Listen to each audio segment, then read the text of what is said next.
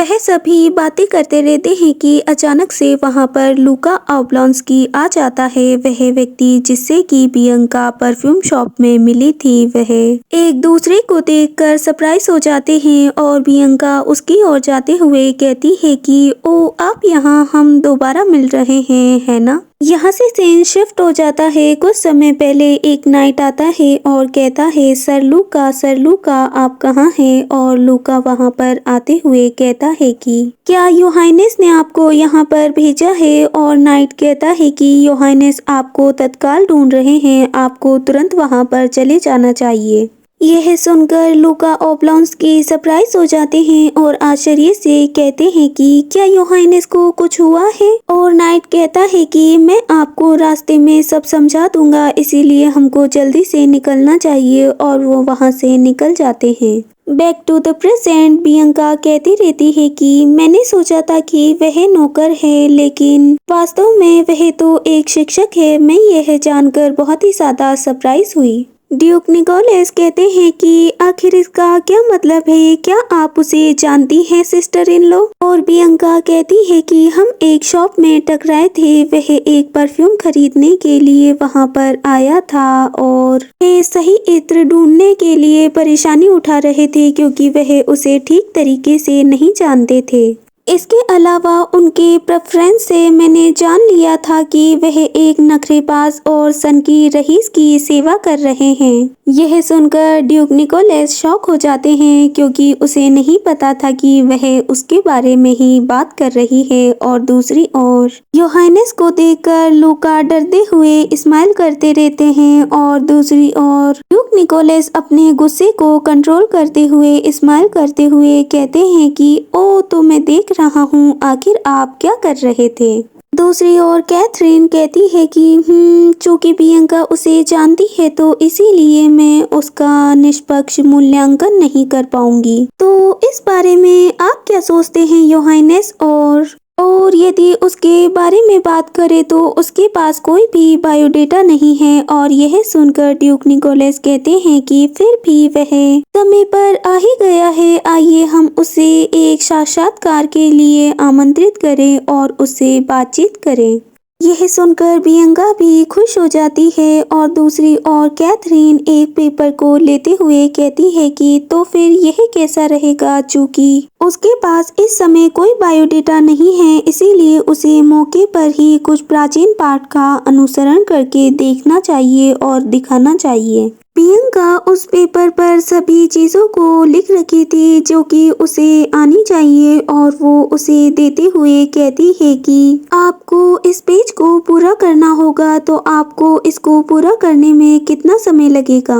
और लूका उसके स्पष्टीकरण को आराम से देखते हैं और कहते हैं कि यदि मैं इसके बारे में स्पष्टता के लिए संपादन साहित्य करता हूँ तो मुझे इसमें सिर्फ और सिर्फ 10 मिनट ही लगेंगे। यह सुनकर बियंका भी सरप्राइज हो जाती है और सोचती है कि क्या सच में वह 10 मिनट में एक 10,000 शब्दों को पढ़ सकता है। और दूसरी ओर कैथरीन कहती है कि फिर ठीक है, हम बाहर चलते हैं और उन्हें अपना ध्यान केंद्रित करने देते हैं। वह सभी बाहर आ जाते हैं और कैथरीन दरवाजा बंद करते हुए कहती है कि वह पाठ बहुत ही ज्यादा जटिल लिखा हुआ है, फिर भी वह इसे 10 मिनट में समाप्त करने का दावा करता है। वह असाधारण रूप से कुशल होना चाहिए। दूसरी ओर बियंका कहती है कि सिस्टर। और कैथरीन कहती है कि क्या हुआ। बियंका कहती है कि मैं कुछ भूल गई हूँ, इसीलिए मैं उसे लेकर थोड़ी देर में आपके पास वापस लौट आऊंगी। बियंका वहां से जाती रहती है और कहती है कि जब उसका साक्षात्कार समाप्त हो जाए तो उसे कहिए कि वह मेरा इंतजार करे, मैं जल्द ही लौट आऊंगी। और कैथरीन आश्चर्य से कहती है कि ठीक है, मैं उसे बता दूंगी। बियंका जाते जाते खुशी से सोचती रहती है कि मुझे इस बात की आशा थी कि मैं उससे फिर जरूर मिलूंगी, भले ही यह संयोग से ही क्यों ना हो। लेकिन सच कहूँ तो मुझे उससे दोबारा मिलकर खुशी हो रही है। यही कितना अद्भुत सा संयोग है। अपनी बहन को खुश देखकर कैथरीन कहती रहती है कि बियंका पढ़ाई के विचार को लेकर बहुत ही ज्यादा उत्साहित लग रही है और निकी कहता रहता है कि क्या आपको ऐसा नहीं लगता कि उनके पास शिक्षा के प्रति गहरा जुनून है। और कैथरीन कहती है कि हाँ यह सच है, वह बहुत ही ज्यादा पढ़ने में रुचि लेती है क्योंकि बियंका की सेहत अच्छी नहीं थी, इसीलिए वह अपनी स्कूल की पढ़ाई को पूरी नहीं कर सकी। और निकोलस आश्चर्य से कहते हैं कि क्या उन्होंने अपनी पढ़ाई पूरी नहीं की। कैथरीन कहती रहती है कि आप जानते हैं हम दोनों ने मॉलिंगी एकेडमी के गर्ल्स हॉस्टल में काफ़ी पढ़ाई की थी, लेकिन वह वहां पर बीमार रहती थी तो अपनी पढ़ाई को पूरा न कर सकी। और निकी कहता है कि आप मॉलिंगी एकेडमी में गई थी। हालांकि हम दोनों ने ही बीच में पढ़ाई छोड़ दी थी। किसी भी मामले में बियंका में हमेशा सीखने के लिए गहरा उत्साह रहा है। मैं उसे हर सपने को पूरा करने में उसका समर्थन करना चाहती हूँ और उसका हमेशा सहयोग करना चाहती हूँ। कैथरीन के बातों को सुनकर निकी कहता है कि लेकिन मुझे कुछ इसमें समझ नहीं आया। और कैथरीन कहती है कि लेकिन आपको इसमें क्या समझ नहीं आया। और निकोलस स्माइल करते हुए कहते हैं कि आप अपनी बहन से बहुत ही ज़्यादा प्यार करती हैं, फिर भी आपको यहाँ लोग दक्षिण में एक विलनेस कहते हैं। लेकिन सच कहूँ तो आप कोई विलनेस नहीं हैं, बल्कि आप तो एक ब्यूटीफुल सी फेरी हैं। यह सुनकर कैथरीन शाय फील करते हुए दूसरी ओर पलटते हुए जाते हुए कहती है कि अब हमें 10 मिनट हो चुके हैं, इसीलिए हमें वापस अंदर चलना चाहिए। वह जाते ही रहते हैं कि योहानेस अचानक से रुक जाते हैं और यह देखकर कैथरीन पलटते हुए कहती है कि योग्रेस क्या हुआ, आप रुक क्यों गए। और योग्रेस कहते हैं कि नहीं कुछ नहीं, मैं आ रहा हूँ। निकी को इस तरह से चिंतित देखकर कैथरीन समझ जाती है कि कुछ तो गड़बड़ है, आखिर क्या हुआ है। और वह उन्हें पकड़ते हुए कहती है कि योग्रेस क्या हुआ। और वह कहते हैं कि नहीं कुछ नहीं, सब ठीक है। कैथरीन कहती है कि नहीं ऐसा नहीं है, कुछ तो गड़बड़ है ना। आखिर आप पहले से ही अजीब सा व्यवहार कर रहे हैं, मैं जानता हूँ। और अचानक से बटलर वहाँ पर आते हुए कहता है कि योहानेस परीक्षा का समय समाप्त हो गया है, प्लीज आप दोनों अंदर आ जाइए और उसे देख लीजिए। और योग्रेस उसे दिलासा दिलाते हुए स्माइल करते हुए कहते हैं कि सब ठीक है कैटी, चिंता मत कीजिए, आइए पहले साक्षात्कार समाप्त कर लेते हैं। आखिर हमें अंतिम उम्मीदवार का चयन भी करना है, क्योंकि हमें उनको चुनना ही होगा ताकि वह अपनी शिक्षा को वापस से शुरू कर सके। और वह अंदर चले जाते हैं और कैथरीन कहती है कि ठीक है तो फिर अंदर चलते हैं। और वह सोचती रहती है कि ठीक है तो पहले इस इंटरव्यू को समाप्त करना उचित रहेगा, फिर इसके बारे में मैं उनसे अच्छे से बात करूंगी। उसने बहुत ही अच्छा किया था। और यह देखकर योहानेस कहते रहते हैं कि आपको राज्य में कहीं और ऐसे कौशल वाला व्यक्ति नहीं मिलेगा, उनकी योग्यताएं पर्सेन राष्ट्रीय एकेडमी के प्रोफेसर के बराबर हैं। और यह सुनकर लूका स्माइल करते हुए कहता है कि यह तो मेरे लिए सम्मान की बात है योहानेस। निकी कहता रहता है कि हमें ऐसे प्रतिभाशाली व्यक्ति को अपने हाथ से जाने देने पर अफसोस होगा। और कैथरीन स्माइल करते हुए कहती है कि आपको नौकरी मिल गई है, आपको इसकी बधाई हो। और यह सुनकर लूका कहता है कि इसके लिए आपका धन्यवाद। कैथरीन आगे बढ़ते हुए कहती है कि अब जब मैं इसके बारे में सोच रही हूँ तो मुझे लगता है कि मैंने अभी तक आपका नाम भी नहीं पूछा है, आपका नाम क्या है। और लूका कहता है कि ओ मुझे माफ करना, मेरा नाम लूका ट्रोनोव है। और यह नाम सुनकर कैथरीन को बोरिस ट्रोनोव की याद आती है और वो कहती है कि ओ ट्रोनोव, क्या आप बोरिस ट्रोनोव को जानते हैं। और यह सुनकर लूका सोचता रहता है कि मैंने अपना नाम तो बदल लिया है, लेकिन उसे शक नहीं होना चाहिए। और लूका कहता है कि हाँ मैं उन्हें जानता हूँ, ट्रोनोव परिवार ने पीढ़ियों से नोबल परिवारों की सेवा की है। वह सोचता रहता है कि इतनी सारी चीजों में से क्या उसे बोरिस का नाम ही सामने लाना था, क्या उसे वह पहले से ही जानती थी। और दूसरी ओर यह देखकर योहानेस मन ही मन हंसते रहते हैं क्योंकि वह सोचते हैं कि सच में क्या उसने सच में उसका नाम यूज किया। और कैथरीन उससे कहती है कि ओ हाँ, वह बहुत ही अच्छे व्यक्ति हैं, मैं उनसे पहले भी मिली हुई हूँ और परिचित हूँ। यह सुनकर कैथरीन कहती रहती है कि ओ योहानेस, आखिर आपने मुझे इसके बारे में पहले ही क्यों नहीं बताया। और योहानेस झिझकते हुए कहते हैं कि ओ अच्छा हाँ, मैं आपको इसके बारे में बताना भूल गया। और इसके अलावा मैंने सोचा कि पहले हमें उसका इंटरव्यू कर लेना चाहिए। खैर, हमारी पिछली मुलाकात को काफी समय हो गया है, हम काफी दिनों बाद मिल रहे हैं। और कैथरीन कहती है कि ठीक है, फिर मैं कक्षा का कार्यक्रम शुरू करती हूँ, आप दोनों बातें कर लीजिए। कैथरीन वहाँ से चली जाती है और लूका कहता रहता है कि आखिर आपने मुझे एक ट्यूटर बनने के लिए क्यों कहा है योग्रेस, क्योंकि मैं जल्द ही दक्षिण में अधिक समय तक नहीं रुक पाऊंगा क्योंकि मुझे वापस से जाना ही होगा। और निकोलस कहते रहते हैं कि क्योंकि हमारी वर्तमान स्थिति में आप सबसे सुरक्षित विकल्प हैं। और लूका कहता है कि मैं समझा नहीं। और योहानेस कहते हैं कि ऐसा लगता है कि ओक्साना द्वारा भेजे गए हथियारों ने मुझे स्टेट तक भी ढूंढ निकाला है।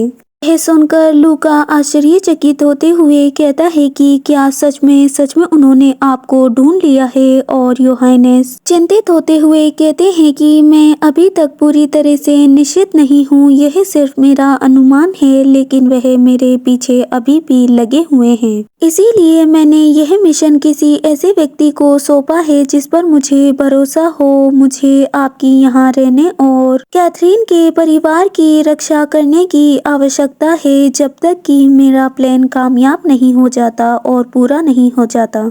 लूका कहता है कि ठीक है योग्रेस, मैं आपके साथ हूँ। और निकोलस कहता है कि धन्यवाद स्पष्टता देने के लिए। और लूका सोचता रहता है कि मुझे बस यही ध्यान रखना है कि वह हिज ग्रेस की सिस्टर इन लॉ है और मुझे उसका ध्यान रख के उसकी सुरक्षा करनी है। ड्यूक निकोलस कहते रहते हैं कि उसके लिए भावनाएं विकसित करने के बारे में सोचिएगा भी मत, इससे चीजें और भी ज्यादा जटिल हो जाएंगी। और लूका भाव करते हुए कहता है कि योग्रेस, मैं जानता हूँ आपको इस बारे में चिंता करने की जरूरत नहीं है। और योग्रेस पलटते हुए कहते हैं कि आप भी इसे उतना ही अच्छी तरह से जानते हैं जितना कि मैं जानता हूँ। और लूका सोचते रहते हैं कि जब मैं उत्तर की ओर प्रशासन करूँगा तो यह संबंध अनिवार्य रूप से समाप्त हो जाएगा, फिर भी मैं थोड़ा और चाहने से खुद को नहीं रोक सकता।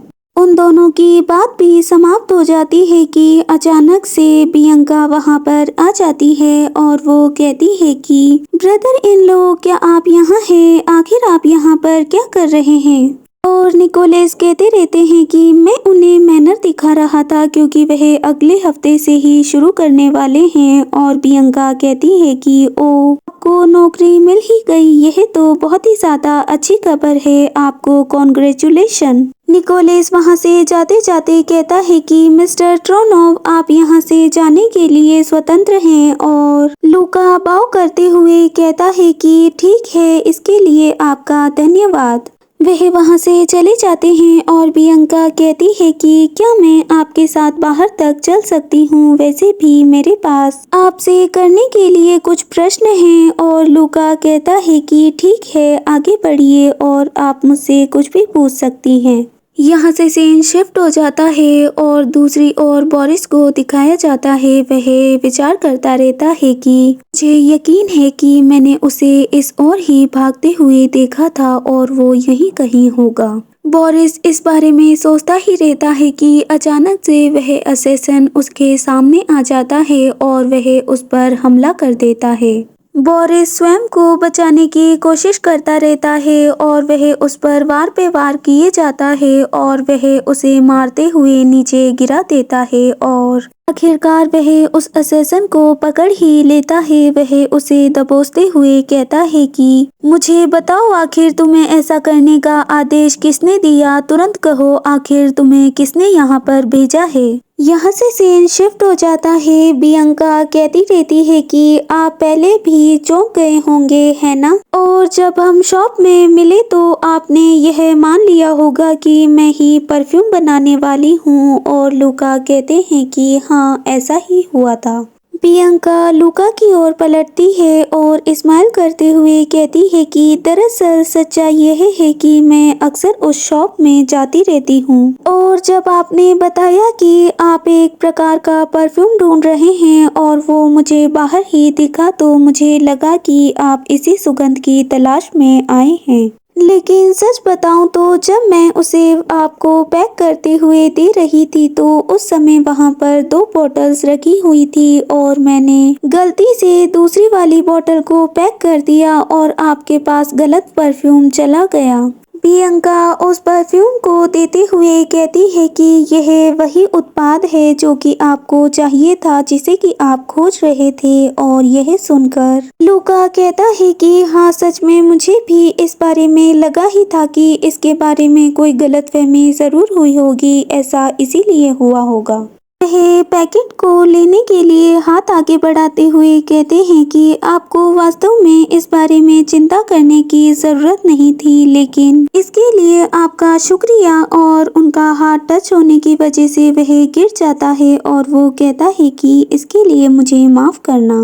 पैकेज को नीचे गिरा हुआ देखकर वह दोनों ही उसे उठाने की कोशिश करते हैं और दोनों ही एक दूसरे से टकरा जाते हैं और वह जल्दी से घबराते हुए उठते हुए कहते रहते हैं कि माफ़ करना। और लूका कहता है कि यदि मैंने आपको गलती से चौंका दिया हो तो इसके लिए मुझे खेद है। और बियंका कहती है कि नहीं नहीं, सब ठीक है, मैं ठीक हूँ। बियंका कहती रहती है कि मुझे खुशी है कि यह अंततः अपने मालिक के पास वापस से चला ही गया। हम इस तरह से फिर से वापस मिलने वाले हैं, इसीलिए प्लीज मेरा अच्छे से ख्याल रखना टीचर। लूका झुकते हुए कहता है कि यह जानकर मुझे खुशी हुई। मुझसे वादा करने के लिए धन्यवाद। मैं यहाँ से अब आगे बढ़ता हूँ और मुझे चलना चाहिए। और बियंका कहती है कि ठीक है, अब हम अगले हफ्ते मिलते हैं।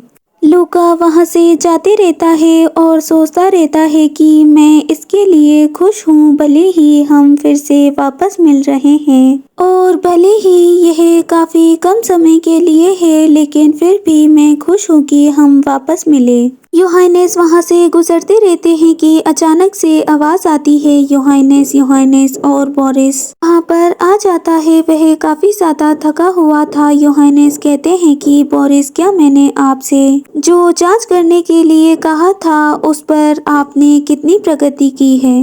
बोरिस कहता है कि योहानेस, यह सच में एक असैसन ही था। और योहानेस कहते हैं कि क्या आपको पता चला कि उसे आखिर किसने भेजा है? और बोरिस कहता है कि खैर, मैंने उससे पूछताछ करने की कोशिश की लेकिन उसने जवाब नहीं दिया। लेकिन जब हम उसे पकड़कर लाने लगे तो उसने स्वयं की जान ले ली। और यह सुनकर योहानेस शॉक हो जाते हैं और कहते हैं कि क्या उसने अपनी जान ले ली? मैं चाहता हूँ कि नाइट्स और ड्यूक को आसपास के इलाके में गश्त के लिए कहिए। अगर कुछ भी संदिग्ध लगे तो मुझे तुरंत रिपोर्ट करें। और बोरिस जाते हुए कहता है कि समझ गया। योहानेस चिंतित होते हुए गहरी सांस लेते हुए कहते हैं कि ऐसा क्यों हो रहा है? आखिर यह सब अभी क्यों आए हैं? और यह कितना महत्वपूर्ण सा क्षण है, आखिर ऐसा क्यों हो रहा है? लेकिन यदि मैं इसके बारे में सोचता हूँ तो मुझे लगता है कि हम में से ही इसके लिए कोई तो जिम्मेदार है। ऐसा लगता है कि एक भाग्यशाली छोटा चूहा हमसे चिपका हुआ है। अगर ऐसा है तो इसीलिए उन्हें हमारी खबर पता लग जाती है। यहाँ से सहन शिफ्ट हो जाता है और कैथरीन कहती रहती है कि क्या आप यह कह रहे हैं कि हमें अपनी शादी की तारीख को आगे बढ़ा देना चाहिए? मुझे इससे कोई परेशानी नहीं है, लेकिन यह अचानक से क्यों? और योहानेस कहते हैं कि क्या आप सच में पूछ रही हैं? वह स्माइल करते हुए कहते हैं कि ऐसा इसीलिए है क्योंकि मैं जल्द से जल्द आपका हस्बैंड बनना चाहता हूँ। और क्या आप भी ऐसा नहीं सोचती हैं? और कैथरीन उसकी ओर आगे बढ़ते हुए कहती है कि 1 मिनट, क्या आप फिर से मेरे सवालों से बचने की कोशिश कर रहे हैं? और निकी पीछे खिसकते हुए कहता है कि नहीं, मैं आपका क्या मतलब है, आप क्या कह रही हैं कैटी? कैथरीन कहती है कि क्या आपको नहीं लगता कि आप आजकल अजीब सा व्यवहार कर रहे हैं योर हाइनेस? क्या आपको एहसास है कि आप कितनी बार ऐसे डरावने हाव भाव बनाते हैं जो कि देखकर मैं बहुत ही ज्यादा चिंतित हो जाती हूँ। क्या आपको उस समय की याद है? आपने तब भी झिझकते हुए कहा था कि किसी बात में गलती नहीं है और चिंता करने की जरूरत नहीं है। यह तो स्पष्ट है कि कोई तो बात है जो आपको परेशान कर रही है, लेकिन हर बार की तरह मेरे पूछने पर आप इसका सीधे से जवाब नहीं दे रहे हैं। इसीलिए योर हाइनेस, प्लीज मुझे बताइए कि क्या हो रहा है? क्या आप मुझसे कुछ छुपा रहे हैं? और निकी कहता रहता है कि आप यह क्या कह रही हैं? मैं आपसे कुछ भी नहीं छुपा रहा हूँ, मैं सच कह रहा हूँ। कैथरीन कहती है कि यदि ऐसा है और आप सच कह रहे हैं तो कहिए कि स्वर्ग की शपथ खाकर मुझसे कहिए कि आप पूरी तरह से यकीन से कह रहे हैं कि आप कोई रहस्य नहीं छिपा रहे हैं और आपके पास कोई रहस्य नहीं है जिसके बारे में आपने मुझसे नहीं कहा है। यह सुनकर योगेश कुछ भी नहीं कह पाते हैं और यह देखकर कैटी कहती है कि आपने मुझसे झूठ बोला है। और वो पलटते हुए वहां से जाते हुए कहती है कि प्लीज मेरा पीछा मत कीजिएगा। योर हाइनेस चिल्लाते रहते हैं कि प्लीज मेरी बात तो सुनिए, रुक जाइए। और वह वहां से भागते हुए चली जाती है। वह रुकते हुए सोचती रहती है कि क्यों आप मुझे सच नहीं बता सकते? क्यों मुझसे इस तरह से चीजों को छिपा रहे हैं? कैथरीन आगे बढ़ती ही रहती है कि अचानक से उसे गन दिखाई देती है और वह उसे अपने पैर की किक मारते हुए गिरा देती है और उस व्यक्ति को भी गिरा देती है।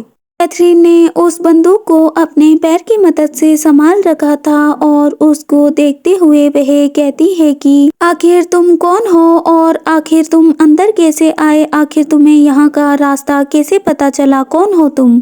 और वह व्यक्ति कैथरीन के ऊपर अटैक करते हुए कहता है कि तुम बहुत ही ज्यादा एक घमंडी लड़की हो। और यह देखकर कैथरीन कहती है कि क्या कहा तुमने? मुझे लगता है कि सबसे पहले तो तुम्हारी तीखी जबान को ठीक करना होगा। वह असैसिन कैथरीन पर हमला करने ही वाला होता है कि अचानक से निकोलस वहां पर आ जाता है और उसे पकड़ लेता है। वह गुस्से से कहते रहते हैं कि तो बताओ मुझे, तुम्हें किसने भेजा है? यदि आप जीना चाहते हैं तो मुझे जवाब दीजिए।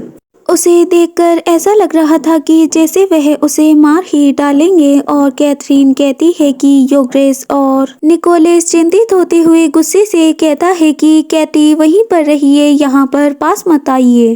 कैथरीन कहती रहती है कि अपने गुस्से को शांत कीजिए और उसे छोड़िए कि अचानक से वह अपनी ग्रिप को ढीली करते हुए स्वयं की जान ले लेता है। और यह देखकर वह दोनों ही शॉक हो जाते हैं। उस व्यक्ति ने स्वयं ही अपनी जान ले ली थी, वह कुछ भी बताना नहीं चाहता था इसीलिए। और अचानक से कैथरीन को उसके पास में एक लेटर दिखाई देता है और उसे उठाते हुए वह कहती है कि यह क्या है? उसे देखकर निकोलस कहता है कि यह तो बोरेडियन परिवार का प्रतीक लगता है। और कैथरीन कहती है कि एक क्षण रुकिए, क्या इसका मतलब यह है कि जो आपको निशाना बना रहा है वह पूर्व ग्रेट डचेस है? निकी कैथरीन के पास आते हुए कहता है कि इसके लिए मुझे माफ कर दीजिए केटी, मैं आपसे सच बताने से डरता था क्योंकि मुझे इसके बारे में डर था कि आप मुझे छोड़ देंगी और मुझसे शादी नहीं करेंगी। और मैं बस यही कहना चाहता हूँ कि वह अकेली नहीं है जो कि मुझे अपना निशाना बना रही है, बल्कि बोरेडियन फैमिली में सभी पर शक किया जा सकता है, किसी पर भी भरोसा नहीं किया जा सकता है। सभी मेरी जान लेने के लिए तैयार हैं। इसके अलावा इसमें उनका भी अपना पूरा हाथ है। पूर्व ग्रैंड डचेस जो कि यूरिडी वसीली है, वह ऑक्साना बोरिसियन की तीसरी पत्नी है, जो कि मेरे पीछे लगी हुई है और मुझे मारना चाहती है। और इसके अलावा एम्पीरियल पैलेस की अधिकांश वरिष्ठ परिषद और उच्च पदस्थ अधिकारी हर्सेन के बोरेडियन के कई रईस भी इसमें शामिल हैं। उनकी बातों को सुनकर कैटी सोचती रहती है कि तो इस पूरे समय में योग्रेस अपने हथियारों से घिरे हुए थे, जो कि उन्हें किसी भी पल मार सकते हैं और हर पल मारने की कोशिश करते रहते हैं। और निकोलस परेशान होते हुए कहते रहते हैं कि यह एक ऐसा मामला है जिसमें आपका जीवन दांव पर लगा हुआ है और मैं पूर्वक तरीके से क्षण प्रति क्षण खुशी के पीछे भागता जा रहा हूँ। मैं बहुत ही ज्यादा बोला रहा हूँ और इस पर विचार नहीं कर रहा। और अभी भी यदि आप शादी रद्द करने का निर्णय लेती है तो यह ठीक रहेगा, और आप जो भी निर्णय लेंगी मैं उसका सम्मान करूंगा। तो क्या अब हमें इसे बंद करना चाहिए? और यह सुनकर कैटी शॉक हो जाती है।